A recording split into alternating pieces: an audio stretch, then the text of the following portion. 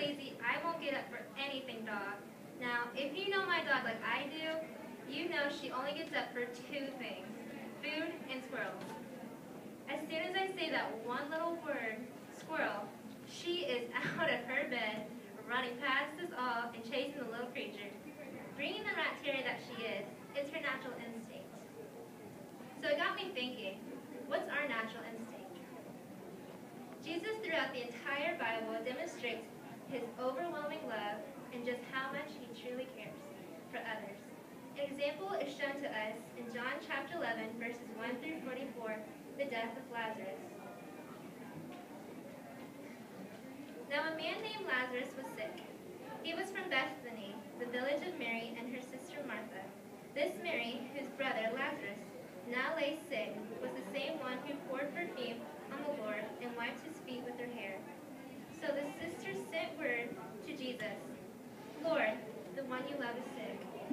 When he heard this, Jesus said, "This sickness will not end in death. No, it is for God's glory, so that God's Son may be glorified through it." Now Jesus loved Martha and her sister and Lazarus.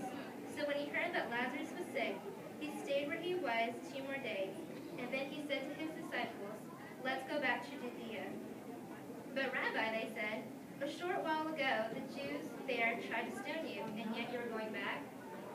Jesus was willing to risk his life for his friend. It was his love for Lazarus, Martha, and Mary that still shows us today that nothing can keep us from his love. We see in verse 11 that Jesus tells his disciples,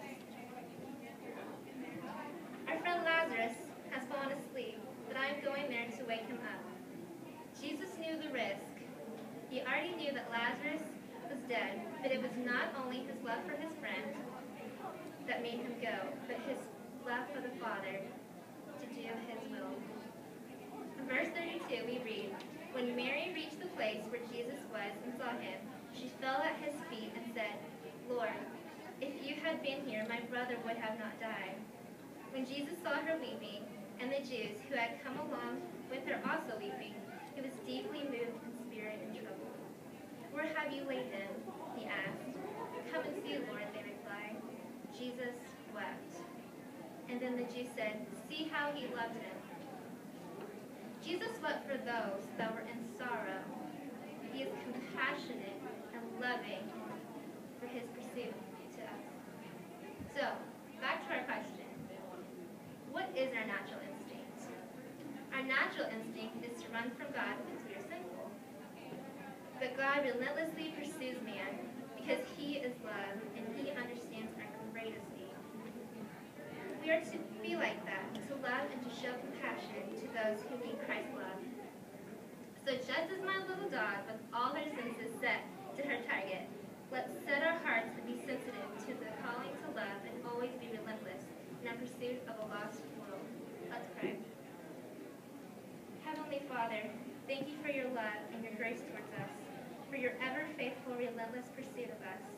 Help us to love you with the same way, with our whole and surrendered hearts. Help us to love the world as you do and to never get weary in our pursuit of a lost and dying world. In Jesus' name I pray. Amen.